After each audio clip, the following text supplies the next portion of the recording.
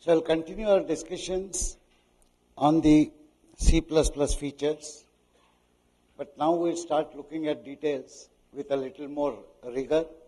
We'll try to understand the exact rules which we'll need to follow. Remember what I told you, that when you write programs in a programming language, which is an artificial language and not natural language, and every language has defined rules of syntax, that is grammar rules, punctuation rules, etc. And anytime you write any instruction in a program, you have to strictly follow those rules. The semantics or the meaning of every instruction is very unique.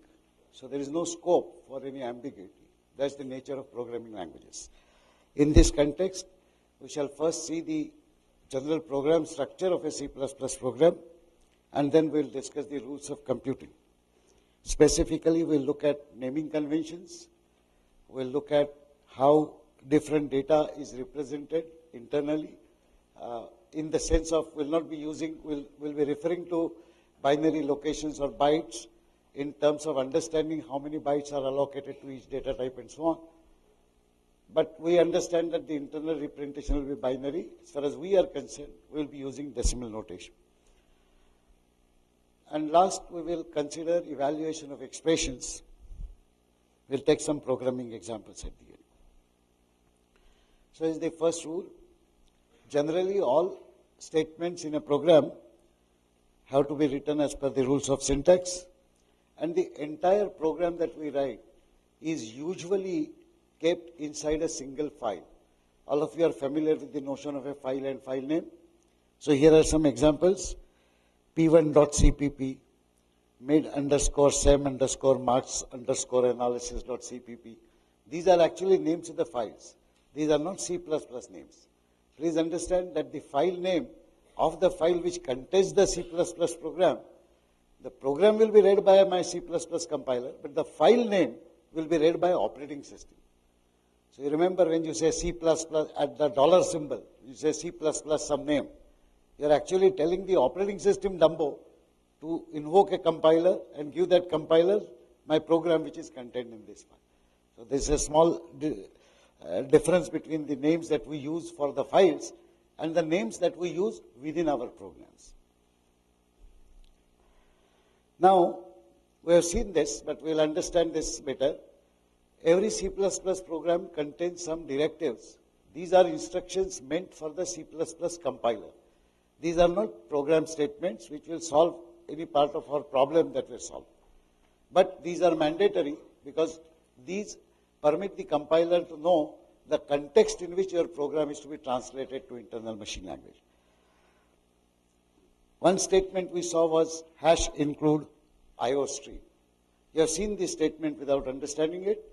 We'll try to explain a bit about this statement. Again, full understanding is not important at this stage, but just the rudimentary facts about this. So this actually is a statement which tells the C++ compiler that in my program, I am going to use input-output instructions, and when those instructions are executed, I will be typing in some values on my keyboard. You will have to take those bytes in, which are ASCII code, convert them into internal format, and vice versa on output. So actually the input that we give in this form, or the output which comes out, is in the form of a stream of bytes. One after another, the bytes flow in or bytes flow out. And this stream input-output handling capability is already built into C++ in terms of some pre-written programs. We have not written them. Somebody has written them. Usually it's called C++ library.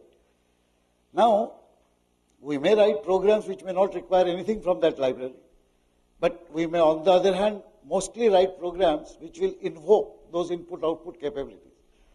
It is this compiler directive which must be included in my program. Incidentally, most compiler directives are required to be included at the beginning of the program file. So before you start writing your program, all compiler directives should come there. So when you give this directive, it effectively tells, you can see the name IOStream. Now you'll probably understand that there is an input stream and an output stream. And in that stream, ASCII codes will be flowing here and there. And we want the capability to convert these ASCII bytes into appropriate internal representation or vice versa. That capability is available in the form of pre-written programs which are kept somewhere else inside the operating system, inside the C++ package. And when you give this directive, C++ compiler on one hand will translate all our instructions written in the program, and on the other hand it will additionally include all the pre-written instructions at the appropriate places. Effectively, the C-in and C-out statements that you have seen, they work because of this. If you omit this, you will suddenly start getting error messages like C-in not defined in the scope, C-out not defined in the scope. So what do you mean by that? Well, you have not defined C-in and C-out. That definition, as well as its long form instructions, are all because of this compiler directive. So there is a bit further explanation. Remember that whatever we give are ASCII values, and they have to be converted to internal binary form. Similarly, C++ will convert internal binary values, integer or floating point, into byte stream, which it will give it back to us. So C-in and C-out work because of this compiler directive. Are there different libraries available? Do I have to always say IOStream? We will get the answers to these questions as we proceed further in the course, and we examine all other libraries which C++ provides.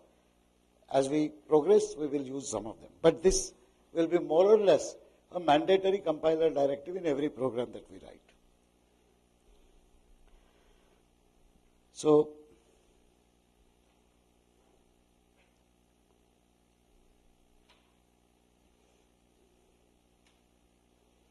here is an example. On my keyboard, let us say I type a value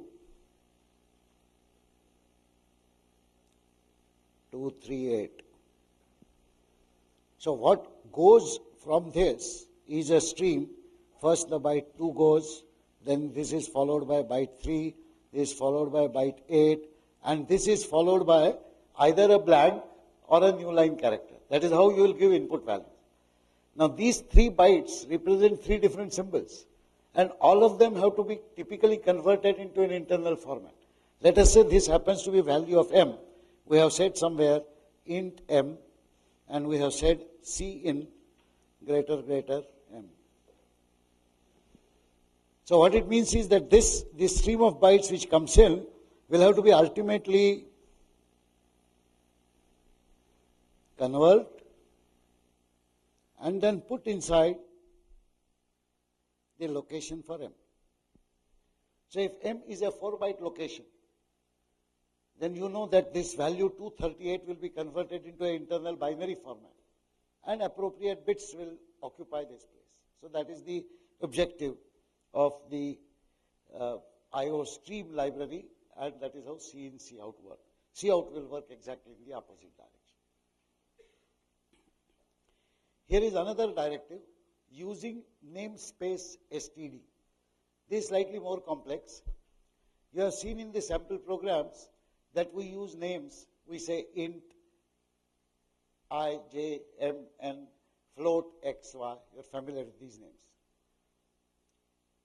We had seen in a simplistic model that these are the names which Dumbo uses to tag to those memory locations. Roughly same thing will happen when C++ compiler translates our program. Now we are looking at very small programs which we write and keep them in a single file. In real life, when you write large programs towards the end of this course, a program may consist of say 5,000 lines. And it may be possible that that program has not been written by a single individual. 4 or 5 different people have written pieces of that program. Now it is possible that you are using some name, say X, to mean something, and I am using some name X to mean something else. Now there should not be any confusion when I put all of these together. So if I want a single compilation run for the entire program, segment written by you, segment written by me, there must be some method of distinguishing that this is Phatak's X and that is somebody else's X. Typically what is done in such large programs is, there is a notion of namespace. So you can consider namespace to be a group of names. And that entire group is given a namespace. there can be large number of namespaces that can exist. For example, if suppose I have chosen a namespace called X space, arbitrary name, and I have declared in that namespace certain variables, say A and B, which are integer objects in that namespace. Ordinarily, C++ requires that whenever I refer to a name in any instruction, I should qualify that name by the namespace to which that name belongs. So if I have declared A and B as integer objects, I will have to write my instructions of this kind. X space colon colon A equal to 5. X space colon colon B equal to 4 into X space colon colon A. There is a mistake there. Can you spot the mistake? Sorry? Yes. This X is not correct. It should be capital X. Remember, names are case sensitive. Anyway, the point I am making is, if I indeed choose such namespace options, and if I keep qualifying the name every time, it will be a burdensome thing to type all of these long things. I would rather type A equal to 5, B equal to 4 into A. That is much easier for me to write. This is feasible if either all the names in a program belong to the same namespace, which may be X space or Y space, or more easily, I write names which belong to some kind of a global namespace, which is a default namespace. That namespace is called standard namespace. And when I give the compiler directive using namespace std, this one, then this directive tells the compiler that, look, Baba, I am not defining any namespace of my own. All my names will belong to standard namespace. This statement does something more than that. The moment I say standard namespace, then you remember I mentioned libraries and other things. There are so many other aspects which are part of such libraries, and they all have names. All those names are belonging to standard namespace. Therefore, when I say using namespace std, it tells the C++ compiler that if in my program, other than the names which I have defined, if I use any names which belong to the standard namespace, please compile them, use them properly. Okay, so this is a very crude and simplified explanation of this directive. The directive has much more to it, and as we progress further, we will discuss this again. Suffice it to say at this stage that as far as we are concerned, in our programs, we will always write these two compiler directives at the beginning. Hash include IOStream and using namespace std. Then there will be no confusion. Compiler will take care of things. Now, we come to writing of the programs. Yeah. Sorry?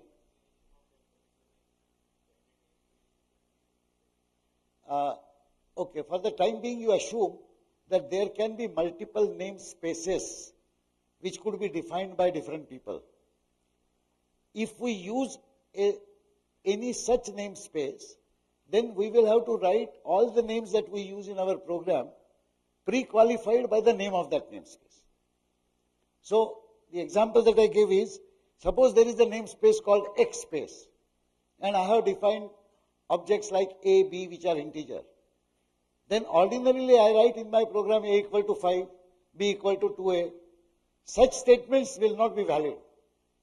I will have to write X space colon colon A equal to something. That is the rule of C++. Since that is burdensome, we are saying, why do we want to write this? So we want to tell the compiler that I am not using any of my own namespace, use the standard namespace. In which case, I don't have to write qualifications. So when I give a directive like using namespace std, then statements such as int a comma b, a equal to 5, b equal to 4 multiplied by a become valid statements. So C++ compiler can understand that the names A and B which I am choosing do not belong to any individually named namespace, they belong to the standard namespace. Is that okay? In any case, because similar doubts may still exist in the minds of many people, so please take it at the moment that this statement is mandatory. Let's say we don't understand the full implications of this statement. But let's say that unless I write this statement, my program may not work properly. Rule number 13b of C++, whatever, we don't care. Remember what I said? We have to follow rules which are defined by the specified language. This is the C++ rule. Okay. Now we come to write. So, in a nutshell, I repeat this again, every program will begin with hash include IOStream, and it will be followed by using namespace std. Okay. Now when we start writing our programs, we write various statements. C++ provides a feature which is called grouping of statements and making what is known as the statement block. Any number of statements that we write can be put together inside a pair of braces. Whenever you put multiple statements in a pair of braces, the enclosing braces define a single block. And whatever statements appear inside that block are logically treated as a single statement by C++. So it is possible for me to write, for example,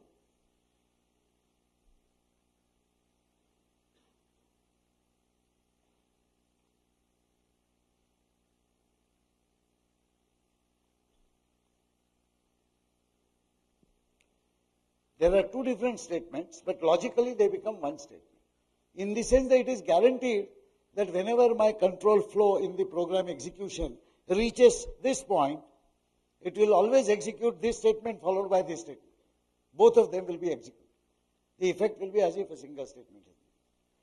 Now this notion of blocks is extremely important, and when we discuss conditional execution of statements or iterative algorithms, we will see how this is vital, this notion.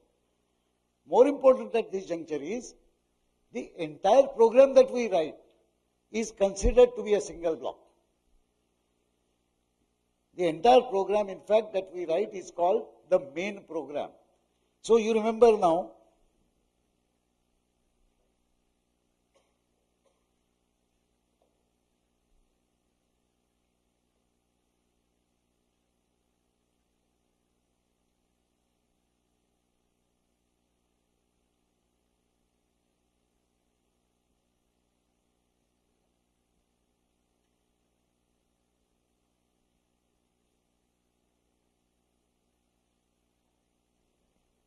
you remember, this was the structure of the program.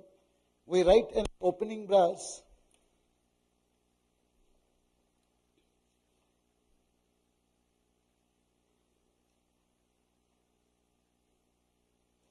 we write an opening brass at the beginning after int main, opening bracket, closing bracket, and we write the closing brass at the end. That makes the entire program as if it is a single statement. In actual practice, this entire program is treated by the operating system as a function. What is the property of a function when we write a mathematical function? Say, for example, we write f of x is equal to 2x square plus 3x plus 5. So what it means is x is a parameter to this function, and depending upon the value of x, the value of the function will be equal to 2x square plus 3x plus 5. The function always evaluates to a single result value. Now, actually all the programs that we write in C++ are called functions. We'll see later how we can write multiple functions in our program. But the main function is the main program that we write. It is therefore mandatory that even when we have no other functions, the program itself that we write should be written in the form of a function. The first line, int main something something, defines the beginning of that function, starting with that opening brass, and the closing brass indicates the end of that function. Now you remember, at the dollar symbol, you write something like /a.out to execute a compiled program. You remember that? So actually what the operating system does, this is the operating system. This is what is dealing with you.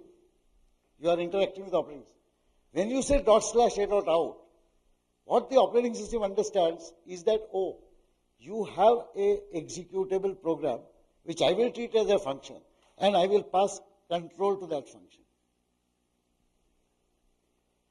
Passing control means I'll say, Mr. Junior Dumbo, execute yourself.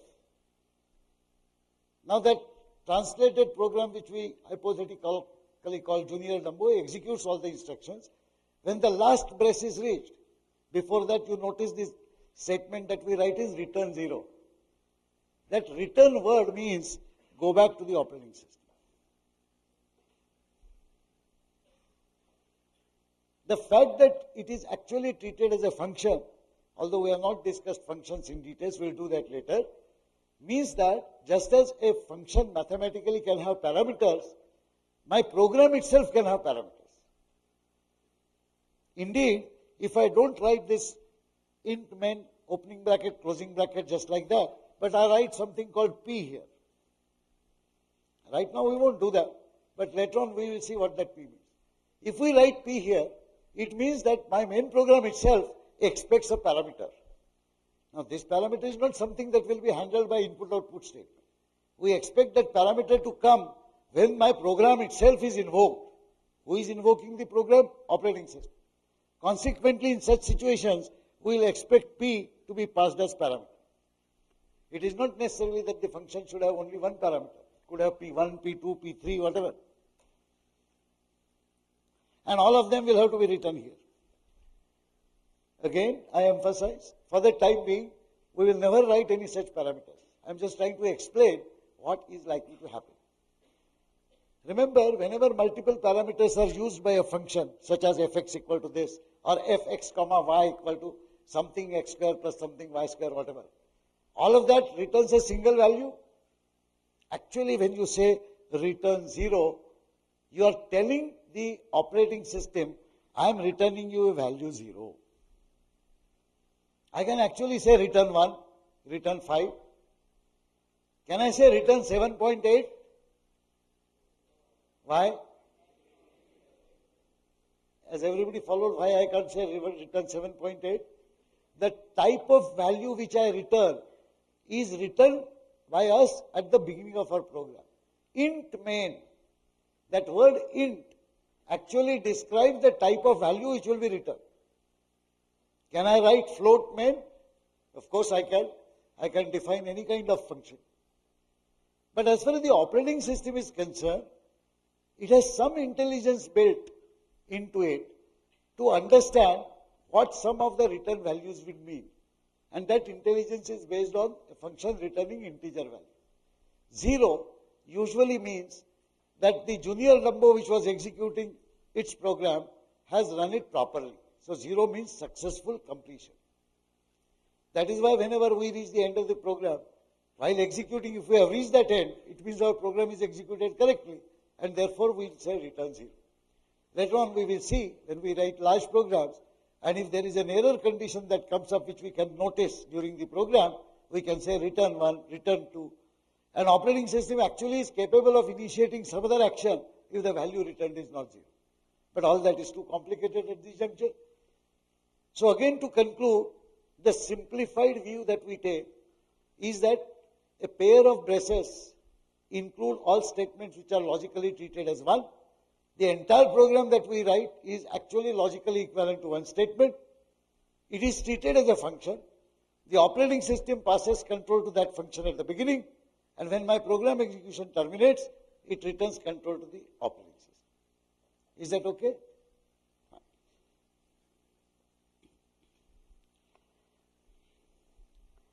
So this is what is stated in words, what I just explained, that the operating system can pass one or more parameters to my function, the main program, and when my program completes, it not only passes control back to the operating system, but it can also pass a value, and that is what involves using a return statement with a value.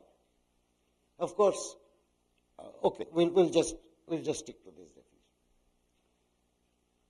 Okay, we come back to the point that we are discussing, structure of a C++ program.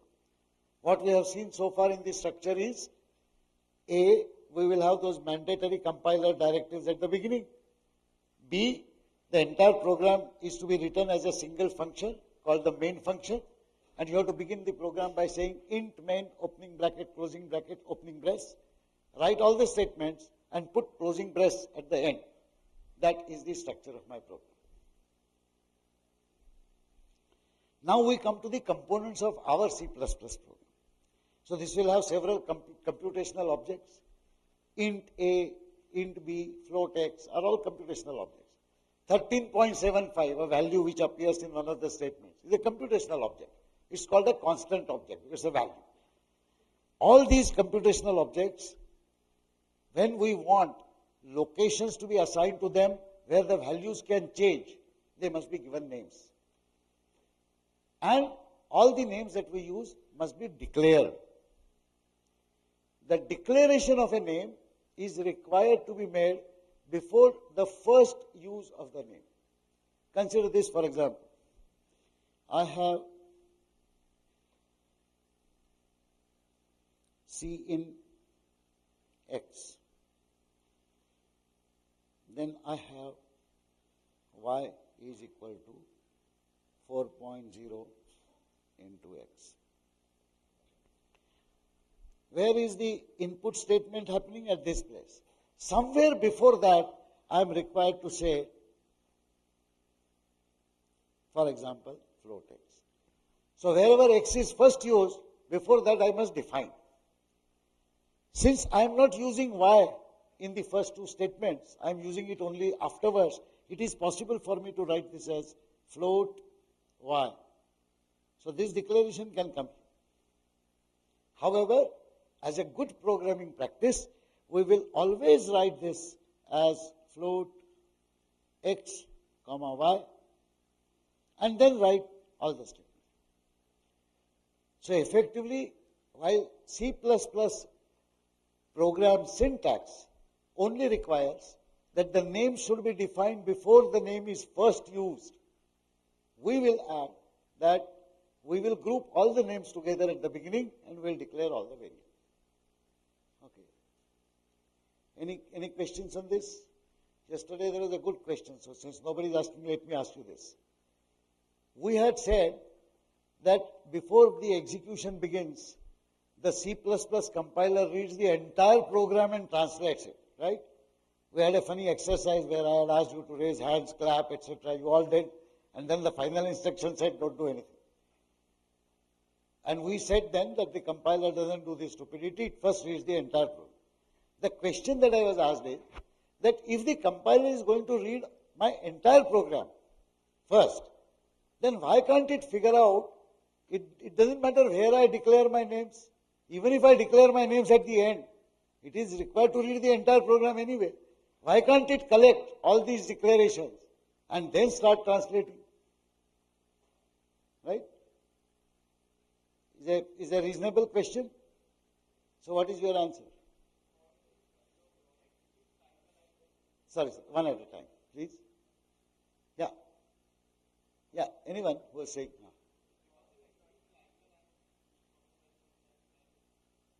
Because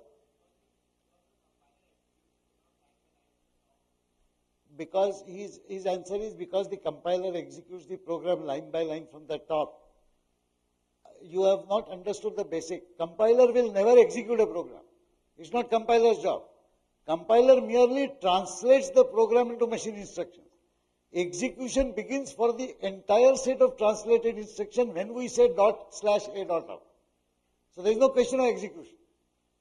Compiler is supposed to translate the program. And we had asserted earlier that the compiler will read the entire program when it translates.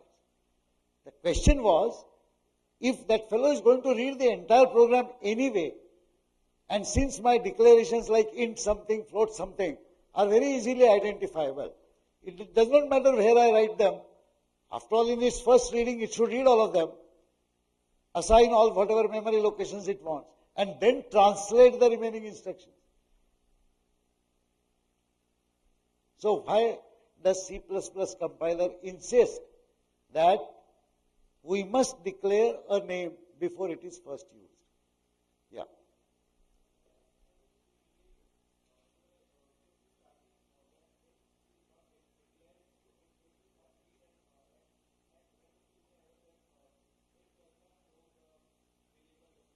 Correct. So he's saying that if we don't declare it at the beginning, for example, if I don't say float x here, it may get confused as to what is C and C in greater x, whether it's a floating point integer or something. But the contention is, why should it bother about what is CI? Initially, it should read the entire program, collect all the declarations, interpret those declarations, make up those allocations of the memory, allocate memory and put those tags. Then it should read again, and this time it should translate only the executable instructions. Yeah.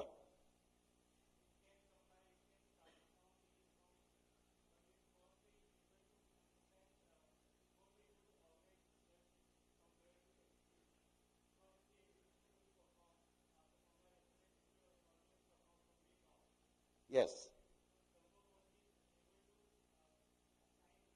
No. When the execution begins, at that point there is nothing like assignment of locations. All that has been done while translating. Please understand that int a, float y, all these commands are not translated. There is nothing of these translated.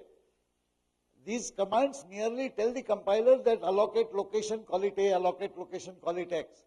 What is translated are my executable instructions, C in greater X, Y is equal to something. Only those instructions are translated.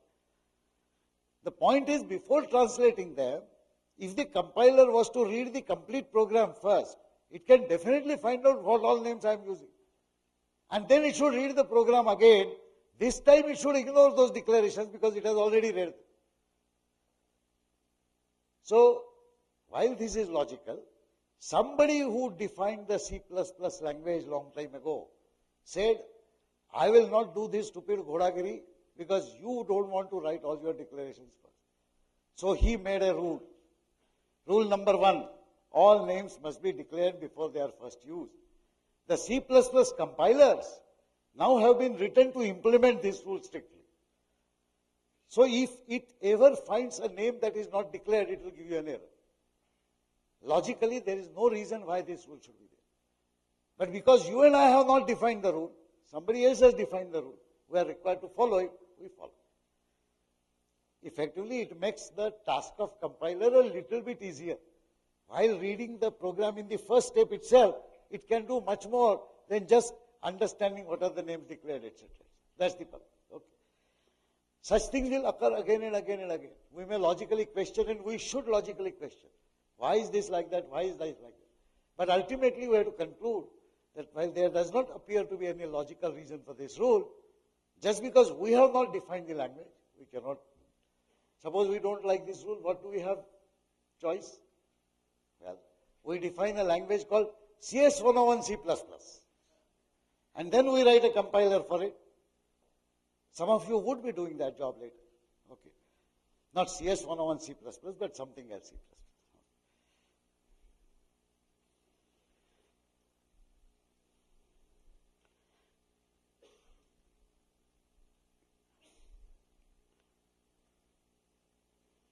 No, there's a mistake here.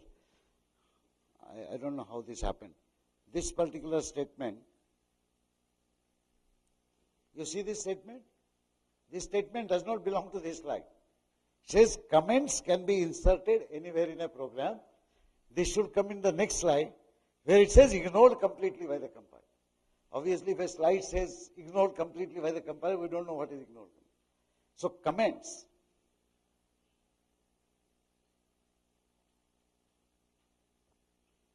are ignored completely by the compiler.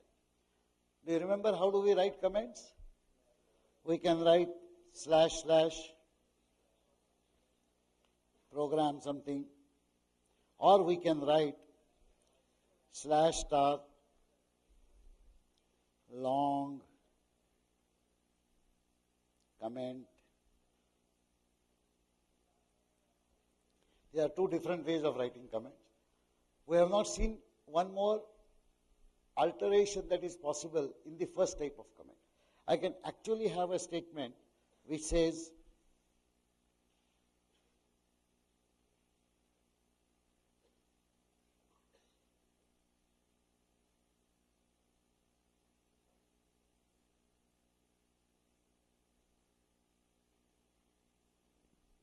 this statement is valid.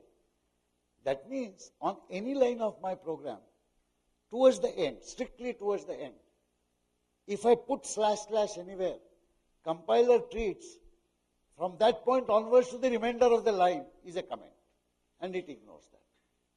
So this way, if you want to write a comment to explain the purpose of a particular instruction in your program, you can do so. So this is a third variation that is possible. We are now ready to understand the organization of a C++ program. This looks familiar. You would have seen similar programs in your lab. You'll see many more, of course, in the course of this semester. So we begin with a comment, which doesn't matter. All comments are completely ignored by C++. Remember that. Okay. Hash include IOStream using namespace std. No cudgel on that. We have understood. What we have understood is even if we have not understood why those statements are there, they have to be there. Otherwise, our program will not run. Okay. Again, some more comments. Now starts int main. So this is the beginning of my program. Opening brass. And this is the closing brass. And before that, they return 0 statement. We now understand what these are. In between is our program. Within the program, we see that I have left a few blanks at every line for all the lines which constitute the program itself. This is called indentation. So notice that the first few lines, including comments, start at a certain point here. When I come to writing my programs, I am leaving 1 space, 2 space, 3 space, like that. Observe that when I write my program like that, it becomes slightly more readable. Because at a glance I can see this is the block of statements which constitutes my program.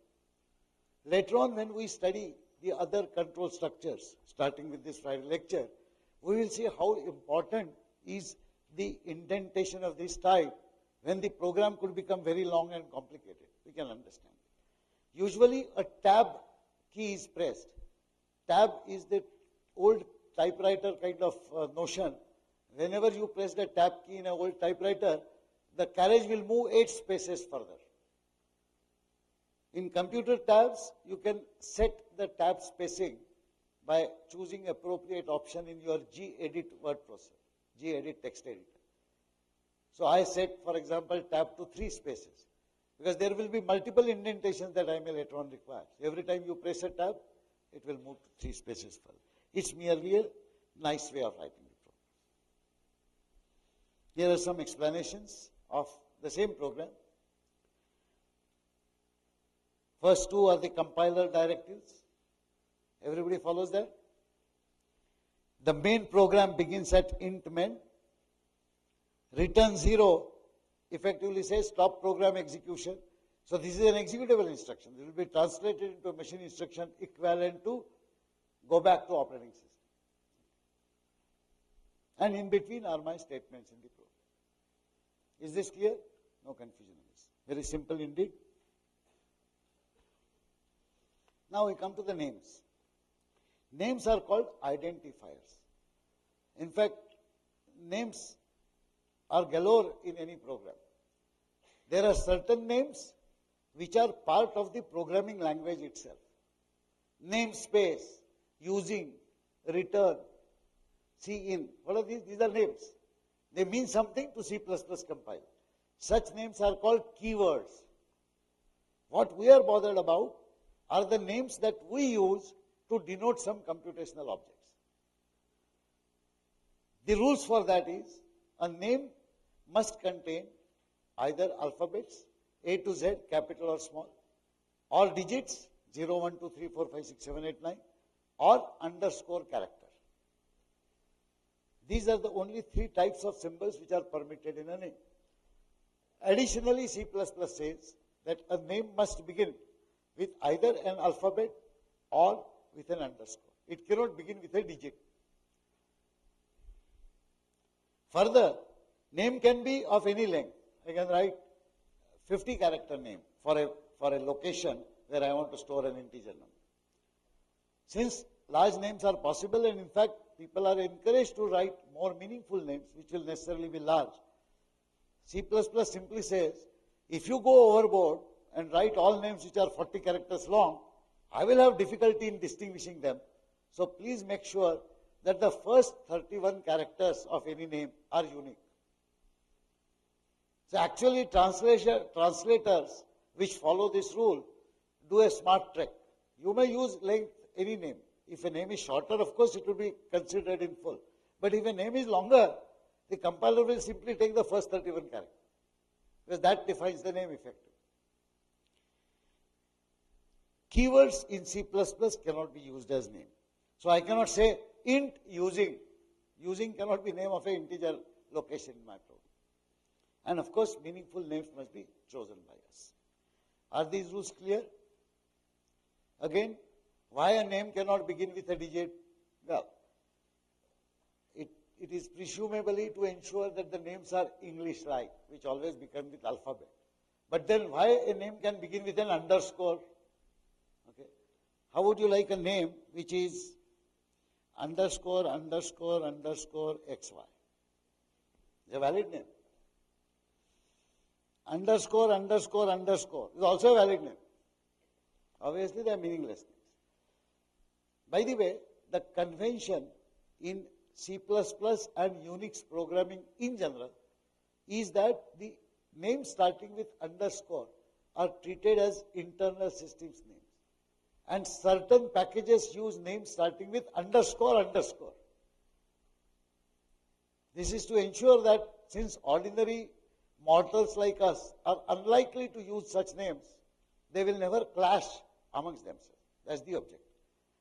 So as a rule, we will never start a name with underscore, but we'll use underscore to distinguish different phrases of the name if there is a long name. Let's consider some examples. Roll number of a student. I want to reprint roll number of a student. Can you suggest some names?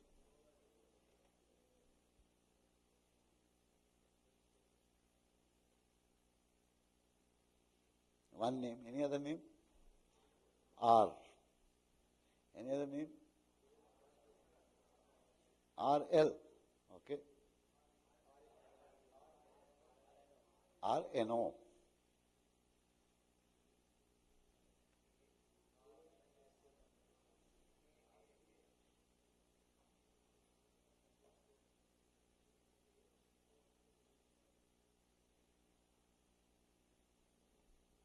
Okay.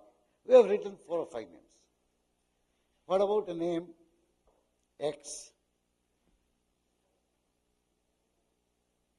Well, C++ compiler doesn't know that what we are storing is a roll number. For it, it is either an integer or a floating point value. The meaning of that name is only amongst the human beings. C++ compiler doesn't care. So X is a perfectly valid, legally valid name for even roll number. However, for human beings, it won't make sense. Amongst the remaining names, which names do you think reflect the meaning that we have in mind more accurately? First and last. This is the reason why longer names are permitted and they are encouraged. The reason why we tend to use R, X, A, B, for 2 reasons. One, we are familiar with mathematical formulae, expressions, and almost all our algebraic expressions will be A plus B multiplied by X minus Y something. We use single digit symbols in algebra. So that habit carries on. The second reason is, if I use long names, I'll have to do the godagiri of typing those names everywhere. So why waste time doing that? After all, compiler doesn't care. But we should remember that we should care, because our programs will be read later by other people and they should understand what it says. Value of a temperature in degree centigrade, we had used in our sample program C. Perfectly fine, is a valid name. But can you suggest something? Temperature? Temp. Temp C.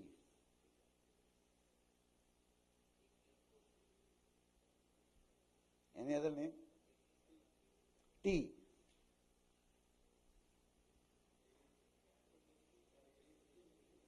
Yeah, sorry.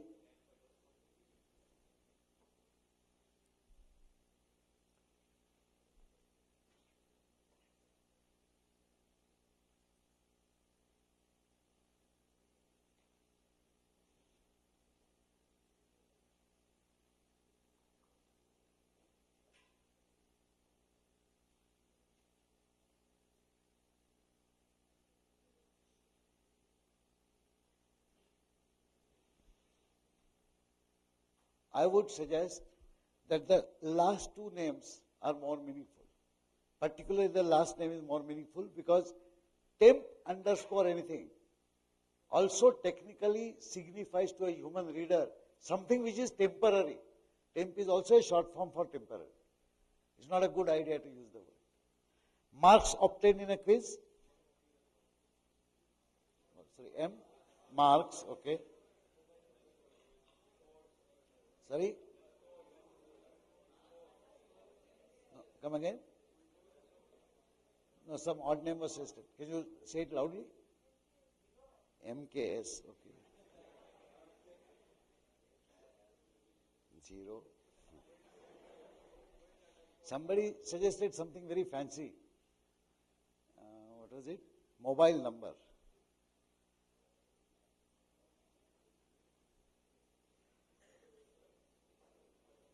All of them are valid names.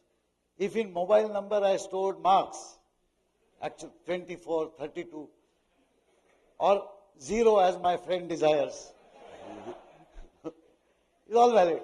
Compiler doesn't care. But what is meaningful to us? How funny it would be if we say mobile number plus something, okay, is whatever. Consider you have said marks. Let us look at another example. Marks obtained in the semester end examination. Here again, I could have said just marks.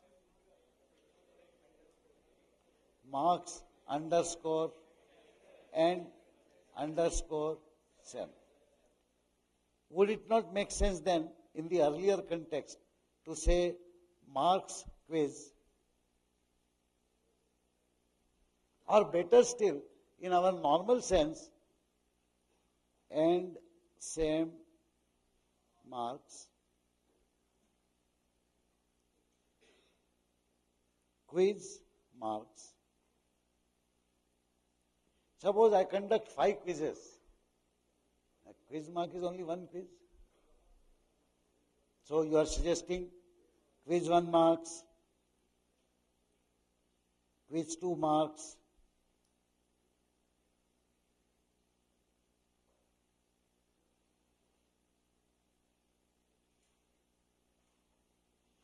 if I conduct 100 quizzes, then my program will really become complicated if finally I want to calculate total marks.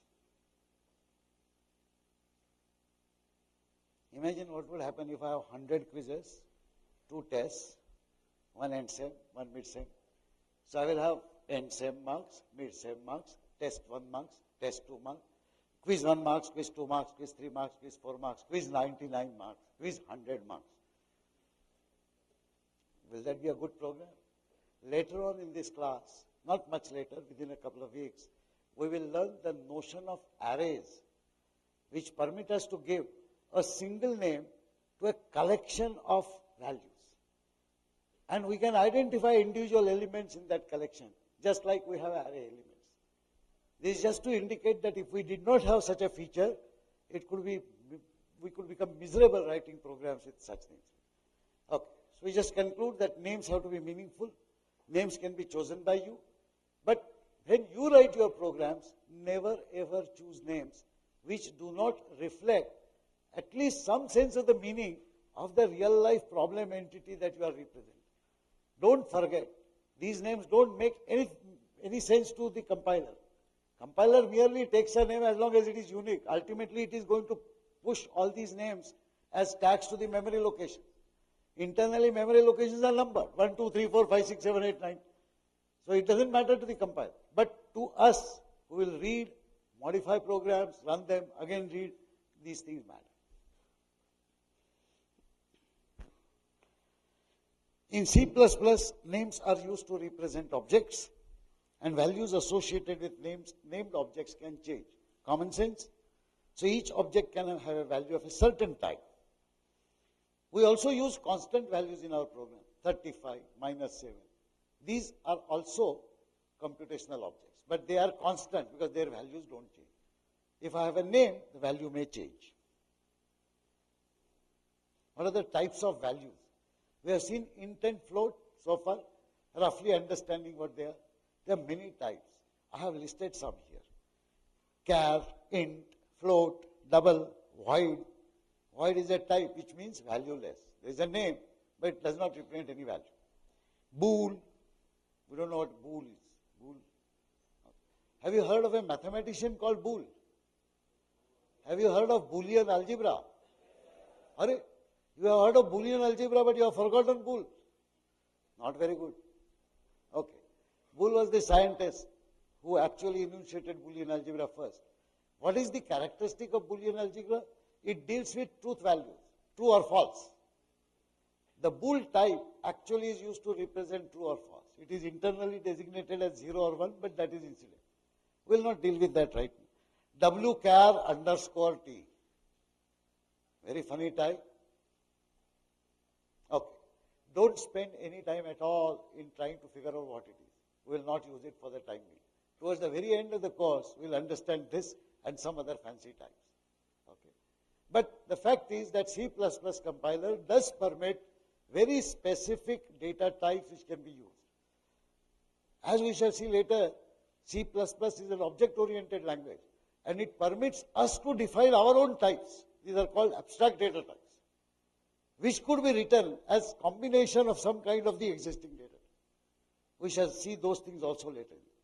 For the time being, we'll concentrate on integer and fractional values, numerical values. And those numerical values are typically int and float. Int represent integer values, and float type is used to represent fractional values, including large values. Numerical values are written by us in our program, or they are typed on the terminal, or they are given back to us by the executable program when output statement is executed.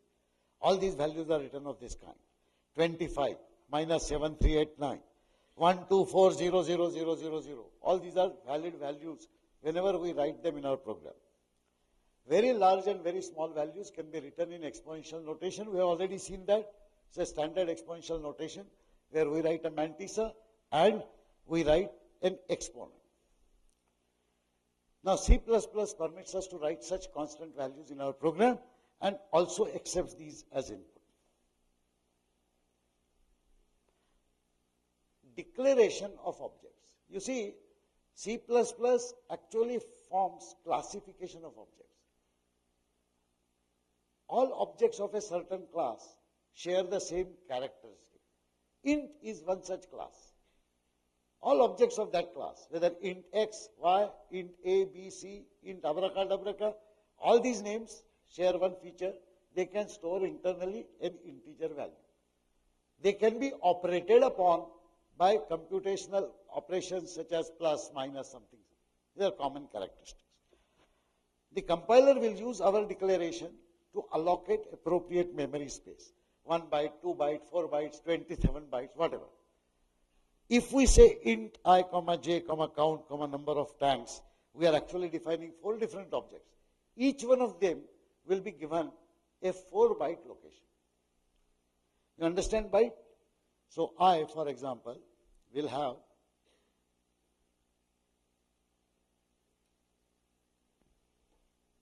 which will be used to represent the number internal. There exist other qualifiers. It is possible, for example, to say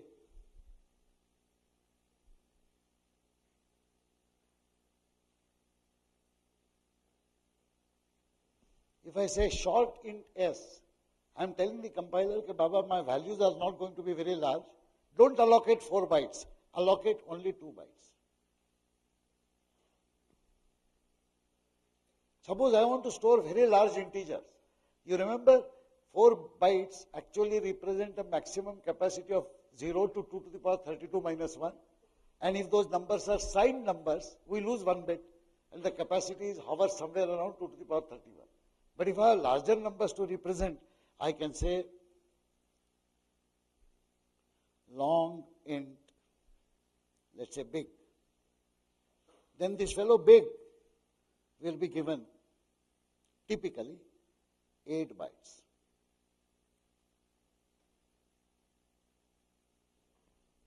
Eight bytes means how many bits? 64 bits. So even if you leave aside 1 bit for side, your range increases very large. It is not necessary that these 2 bytes, 4 bytes, 8 bytes which I have explained in this example are valid for all C++ compilers, because the number of bytes, sadly, is not a feature of C++ language. C++ language simply says integer numbers can be handled if you define them to be int. What should be the range of numbers, etc., is left to the individual compilers. Luckily, most of the compilers implement similar features. But when you examine, when you are running programs on a compiler, you should actually check what does short mean, what should long mean, by giving values and checking what turns out to be computations. Integer values can be decimal numbers. They must begin with a non-zero digit. The reason is that an integer number which begins with 0 has a spatial meaning. I have drawn a line to indicate that there are notations available which can be used while writing C++ programs, where the values which I give can be specified in octal or in hexadecimal base. Octal is base 8, hexadecimal is base 16. If a number begins, integer number begins with 0, it is treated as an octal number. That's the reason why ordinary decimal numbers are not permitted to begin with 0.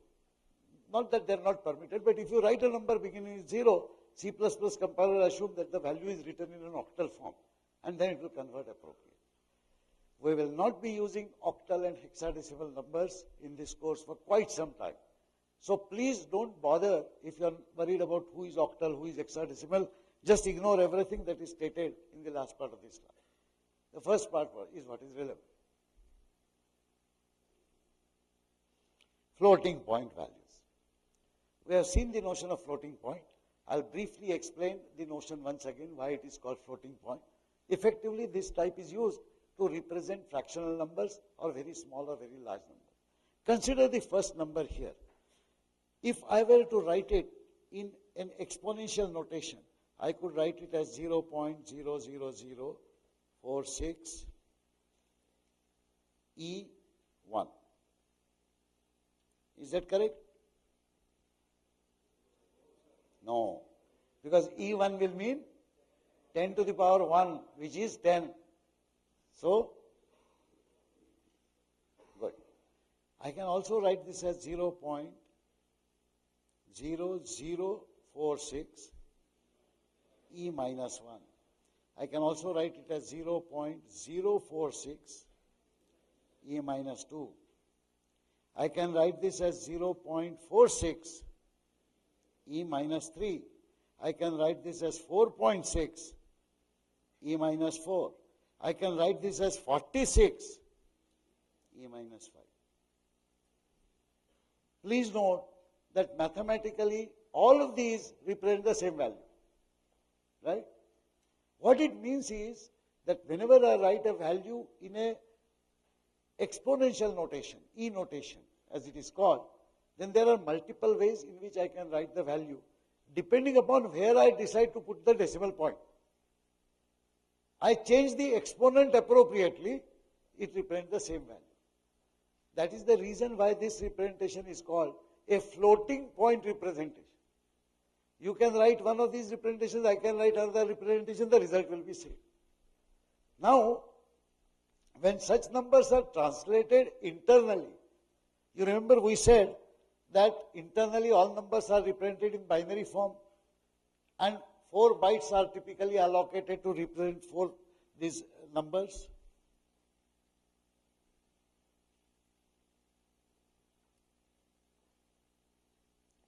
What is done is, this portion is used to represent mantissa and this portion is used to represent exponent.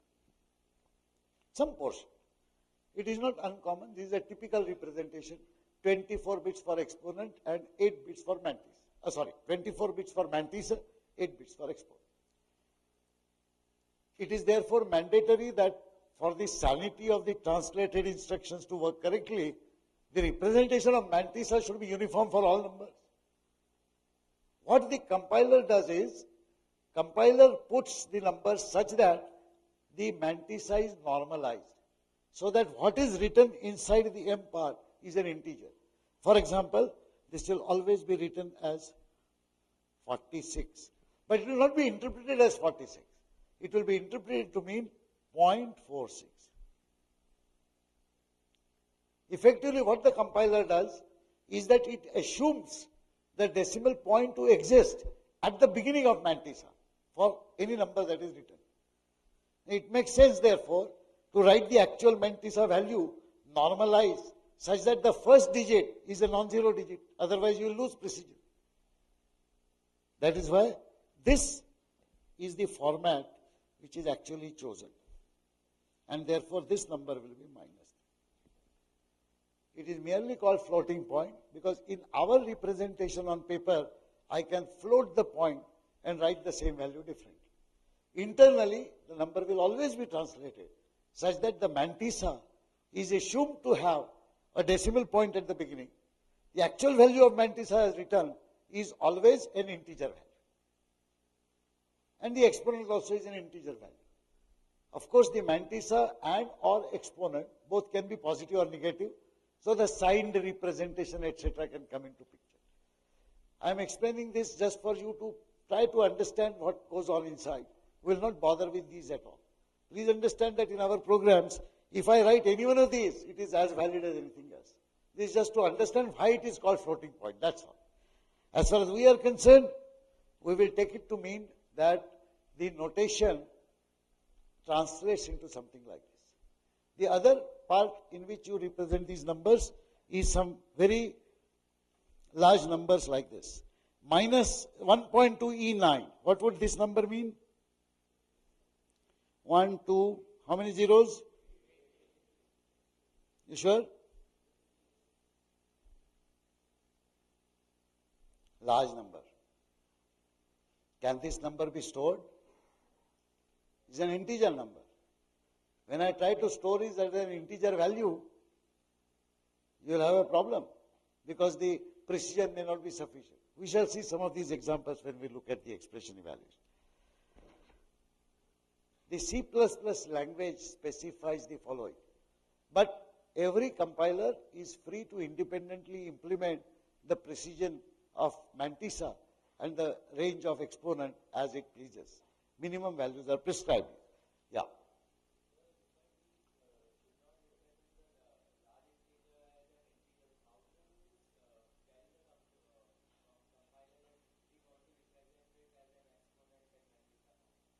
No. We have to assign it to a location which is declared as float. We'll see that in a short while. We'll see that when we look at the expression. So these are the rules. Mantissa precision is 6 digits minimum. Exponent range is minus 37 to plus 37. Okay. Actual exponent range will be much more when you allocate 8 bits. Okay.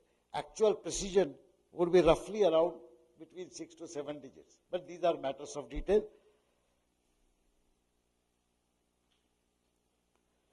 Floating point objects are defined using the keyword float. So when I say float x, y, val, radius, etc., they are all allocated 4 bytes, and out of them, some bits are reserved for mantissa, some for exponent. This is the typical 24 bits and 8 bits for exponent.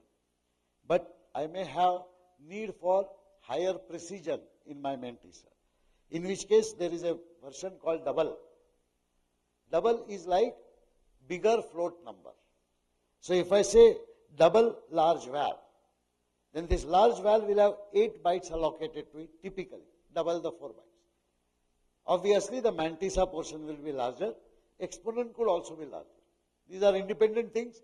I could have an implementation where exponent is still 8 bits, and all the remaining bits are used to represent a larger precision mantissa. That is possible. You have this additional interesting peculiarity, character objects. Remember, we saw ASCII symbols. Character objects are defined to hold such symbols. 1 byte storage is allocated to every char type. The declaration is you say char sim, char first underscore letter underscore of underscore name. Basically, all these variables independent of the name are capable of storing one value between 0 to 255, which is interpreted to be an ASCII code of that. The character values, constant values, just as we write decimal values, fractional values, character values are written enclosed in single quotation mark. So, single quote P, single quote star, single quote. What is the third one? Single quote, blank space, single quote. There are many symbols which are not visible to us. After all, there are 256 ASCII values. Some symbols are visible to us, A to Z, 0, 1, 2, 3, 4, 5, 6, 7, 8, 9, plus, minus. Some symbols, like space is not visible. Tab is not visible. New line character is not visible. For them, C++ provides a notation. If we want to specify any one of these characters as a value, we can put a escape character backslash. So, apostrophe backslash T apostrophe close means it is a tab character. Apostrophe backslash N apostrophe will mean a new line character. Remember, you saw that on the screen when you edit a program, there are lines. So, first line when it ends, the next statement does not continue there, it comes on the next line. You typically press enter button to go to the next line. What is inserted internally is a new line character, and that is shown by this. Okay. Suppose I want to put a single quote itself as a character. How can I do that? If I wrote quote, oops, I lost the,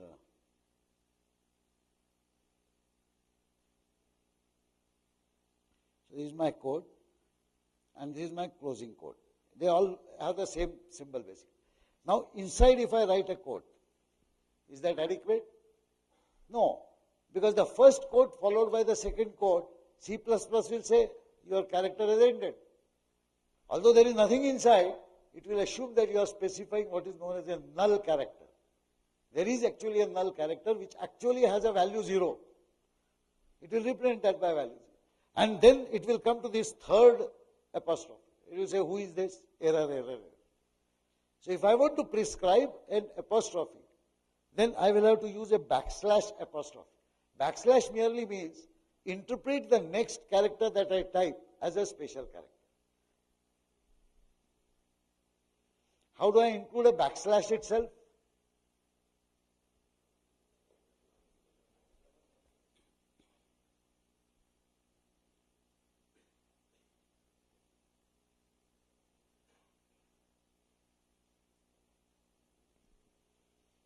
Backslash followed by backslash. Because backslash means something special. The next backslash is actually a special character. So that is how you can reprint. I can have char objects. So I can declare char sim. And in my program I can say sim is equal to P in single apostrophe. This is perfectly valid. What will be stored inside the location for sim will be the ASCII value of P. Do you remember the ASCII value of P? Nobody remembers. Last time we saw M, N, O, P, whatever. Sorry? 112. Sure? Okay. Let's write 112. Whatever. We don't know. But 112, we take it. Now, here is the beauty. C++ treats every character object as if it's a numerical integer value. Because it is actually. What is being stored in that 1 byte is an unsigned integer, 0 to 255. Consequently, C++ permits char objects to participate in numerical computations. You can add something to it, multiply it by somebody, whatever. Of course, multiplying the value of P by 27 will yield meaningless results. But something meaningful can be done. So look at this, char sim1, sim2. Sim1 is equal to M. Sorry, there's a mistake here. I have to say this, right? So the symbol value for M has gone into sim1. What will be the value of sim2?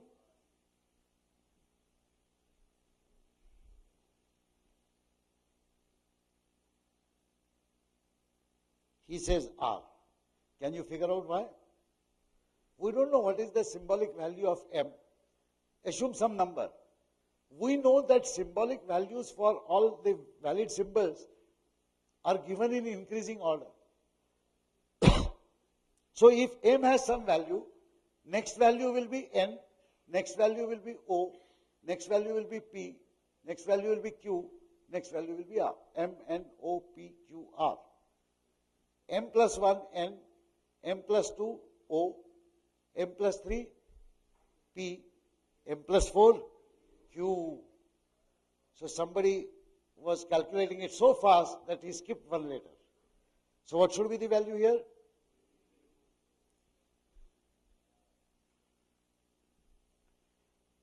We will actually use this feature later when we learn to handle character values. For the time being, just treat it as a different data type where this is permanent.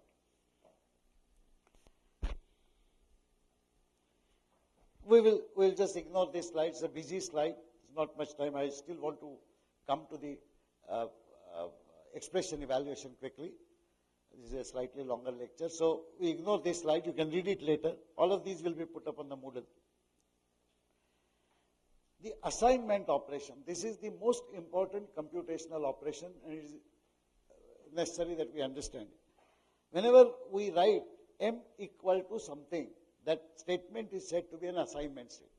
The assignment statement has two sides across the equal to symbol. The equal to symbol is not the representative of equality. Equal to symbol is called assignment operator. It has a left-hand side and a right-hand side. The left-hand side must be a single name representing an object which will receive the assigned value. The right-hand side is usually any expression which is calculated and that results in a single value. So the way the assignment operation works is the value on the right-hand side is evaluated. In the sample case, the value is minus 35. So that itself becomes the value. Now this value is taken and is assigned to the location designated on the left-hand side. Since LHS says M, value of M now becomes minus 35. If M was earlier 28, 35, whatever, that value will be lost. This new value will come into picture. The expression can contain multiple arithmetic operators. What are the arithmetic operators? You are familiar with minus, plus, star, slash. Percent is a modulo operator. It gives remainder. So for example, if I have something like 10 modulo 4, what will be the value? 2.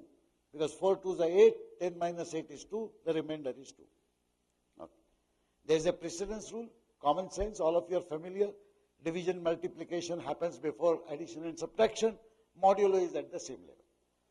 If in an expression there are operators one after another which are at the same precedence level, then they are executed left to right. Again, common sense evaluation, all the algebraic evaluation rules that you follow. If you don't like that precedence, if you want something else to be done first, then you include those operations in parentheses.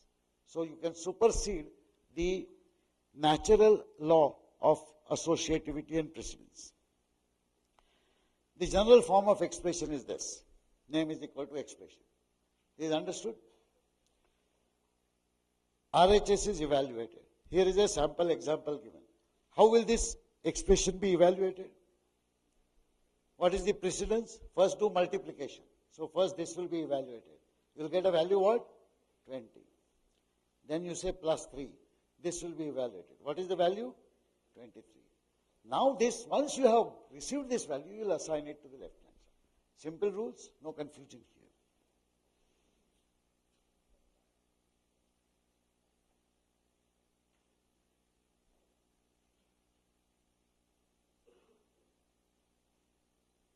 Suppose I write this statement. A star A equal to 16. This is a question asked yesterday. He says, I want to actually put value 4 in A. But I want to tell C++ compiler the same thing in a different way. I want to say A star A is equal to 16. Naturally, A is equal to 4. Sorry? Okay. See, all of you have gone into a mode of treating this as an equation. A square equal to 16, therefore A can be either plus 4 or minus 4. All that is silly. No, the first thing that you must observe is that it is a completely meaningless, invalid statement for C++. Because LHS, the left-hand side, has to be a single name. Single name. Because that designates the receiver of a final value. That has to be a single name. This entire statement is wrong. It is rubbish. C++ will throw this out. This is what I want you to understand. If you want to say assign value 4 to A, you have to say A equal to 4. You cannot assign a value to an expression. That is why I said, you have to remember this.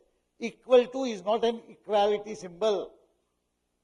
Equal to is an assignment operation. And the form of that operation is LHS is to be assigned the value of RHS. RHS can be an expression. But LHS has to be a single object location. It cannot be a constant value also.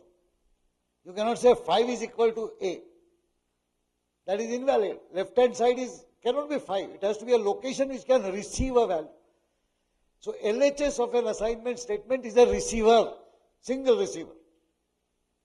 Get this? No confusion. Here is another example of assignment operation. How will this be evaluated? First, the right-hand side will be evaluated. So what will be done first?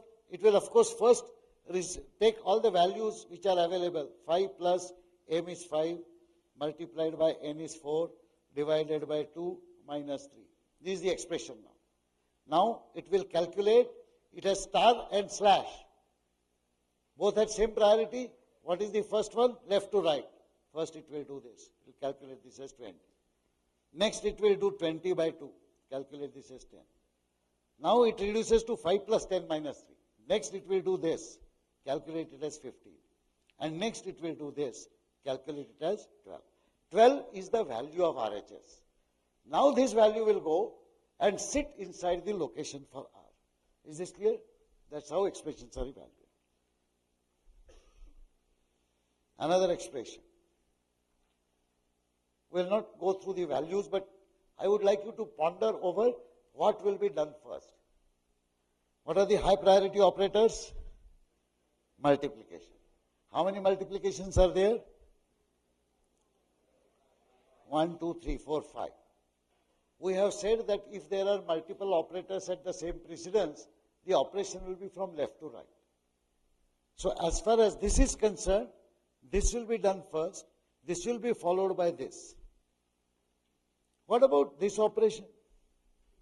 What about this operation? Here, this will be done first and this will be done next.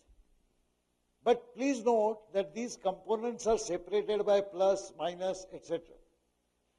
Now here is a question. Whether 3.14159 multiplied by R will be calculated first, or whether 2 multiplied by 3.14159 will be calculated first.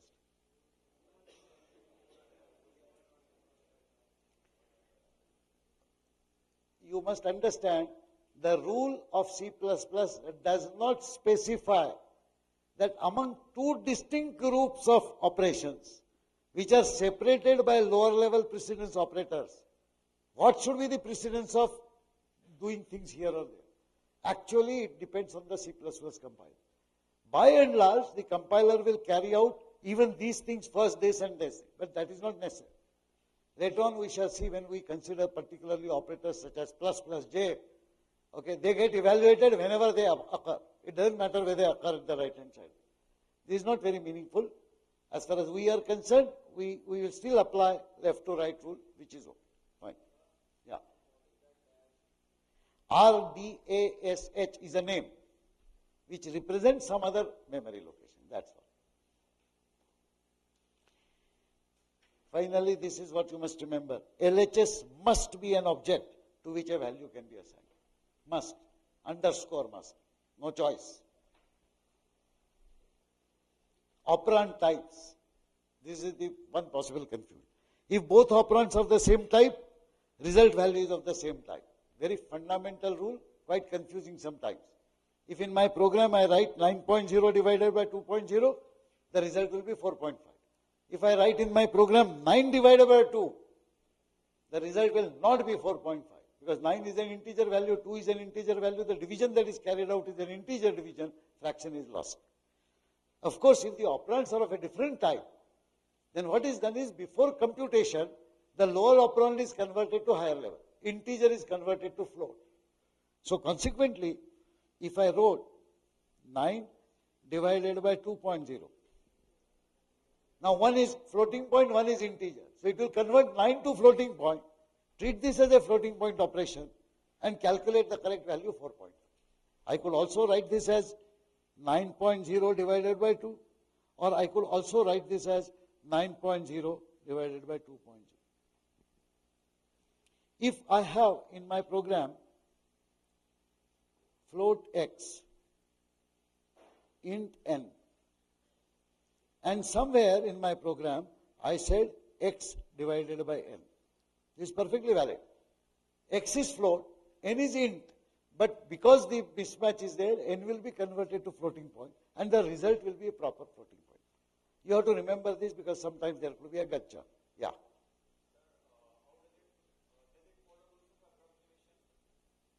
Meaning?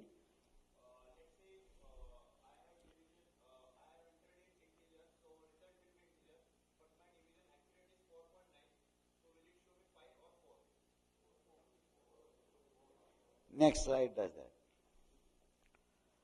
They are the possible problems in the expression evaluation. While two values participating in an operation can individually be within stipulated range, the result may not be in that range. In such a case, an erroneous value will be result. Actually, the word erroneous is not correct.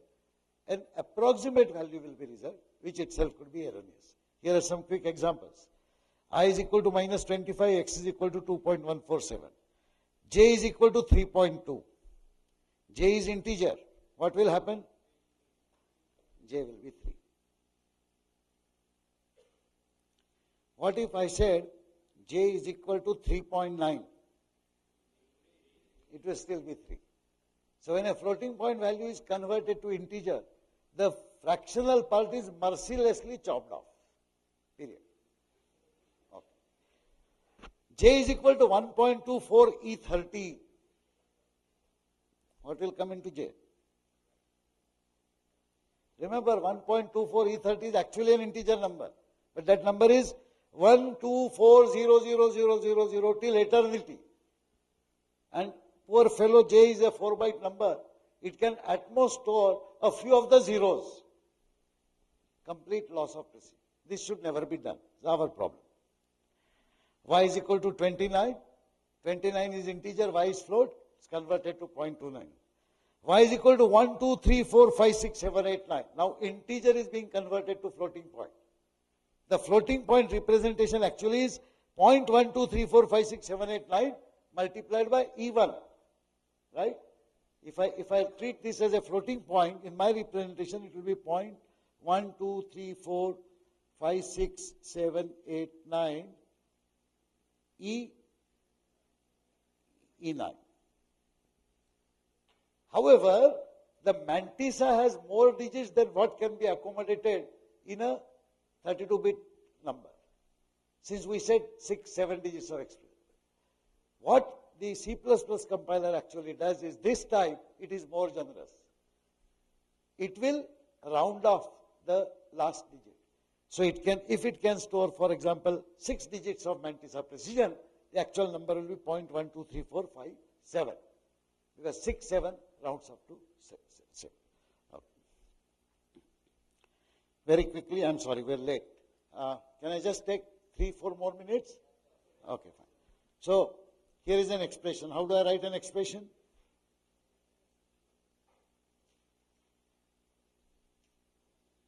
Yes, can you help me? Multiplied by?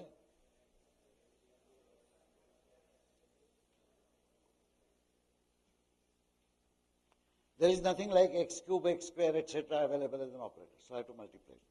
this expression?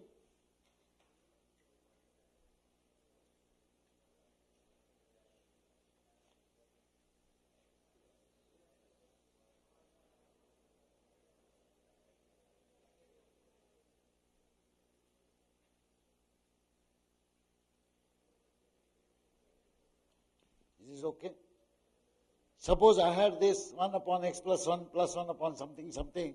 It is possible that you start writing expression which will have bracket here, then bracket here, then bracket here, then bracket here, and then you say this bracket, this bracket.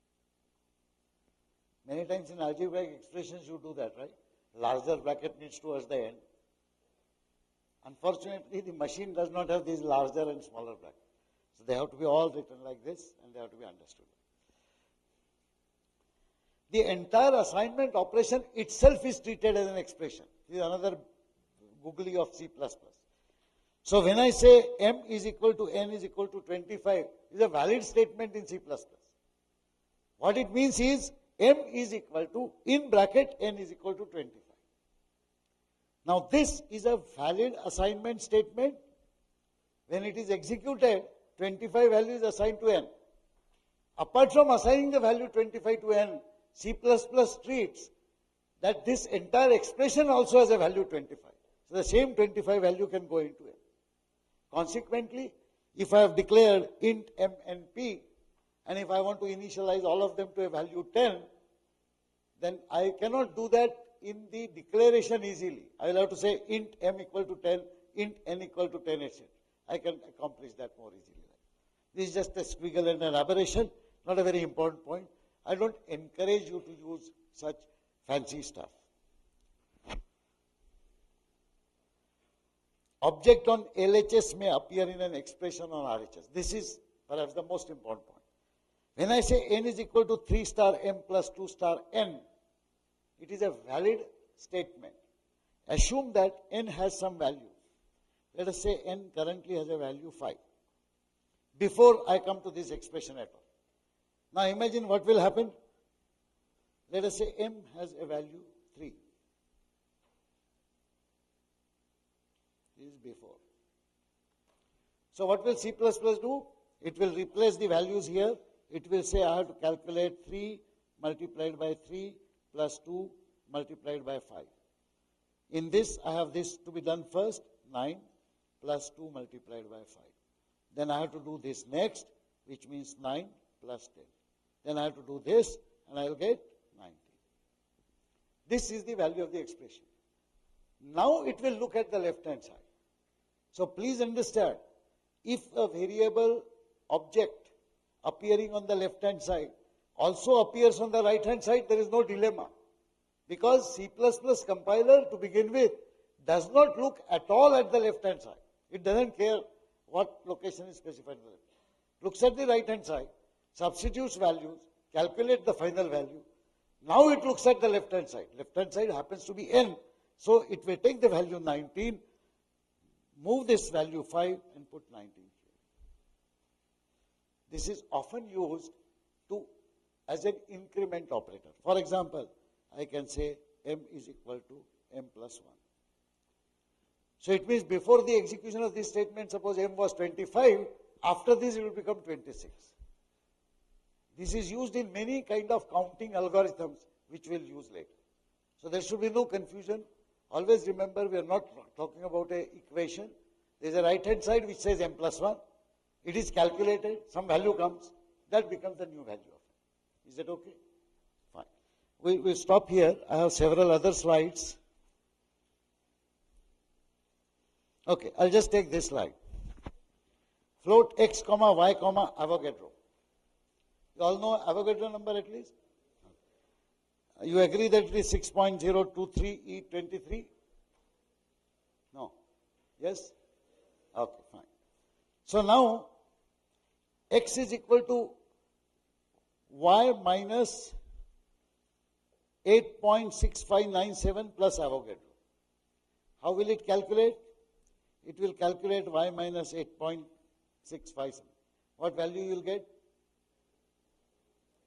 Complicated. Some value. Yes? Nobody knows. Minus Any one person, please? Nah, if you are doing it mentally, it's not a good idea. Minus 1.3134. Okay. So I got minus 1.3134. To this, I want to add a value which is 602300000. Till I get bored, I keep counting zero, something like that. What will be the final value now? If I strictly do this subtraction, the value should be 6022999 again till I get bored, and some values at the end, which will be 6, 8, 6, 8. This is the correct value. I call this an accountant's value. But an engineer and scientist value is not this.